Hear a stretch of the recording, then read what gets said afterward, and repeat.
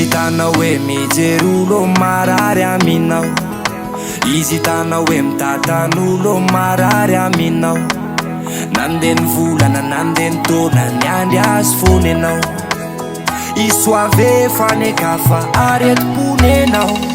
Ahitana raha rehefa hoe le fitiavana zay no misarika anao. Sakrifisy avao izy io namako, za mampitandrina anao.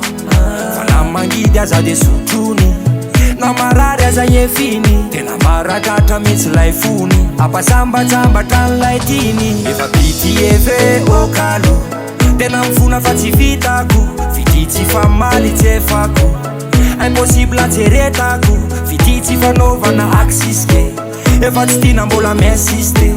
Ny anaranao aza tsy anaty liste, de mbola ny ripleve anao e. Vity e, tsisy resaka pity e. Vity e, fa tsy resaka pity e. Vity e, tsisy resaka pity e.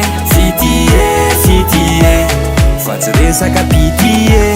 Rehefa mody ao an-trano lasa mitaraina mitomany mifokofoko. Marary ary dada, marary ary mama, fa nampijaliany ny foko. Anakaran-kita naony aho e, tsara vita naony aho e. Raha vao ina ny tsaingo ka vitana de lasa izy nande. Efa pitieve okalo, faux espoir makarary fo.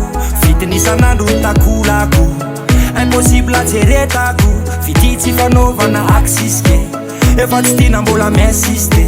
Ny anaranao aza tsy anaty liste, miala fa 0%. Vity e, tsisy resaka pity e. Vity e, fa tsy resaka pity e.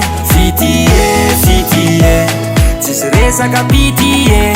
Vity e, fa tsy resaka pity e.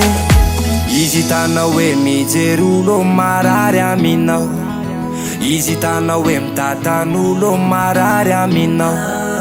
Nande ny volana nande ny taona ny andry azy fony anao, isoave fanekafa aretim-pony anao.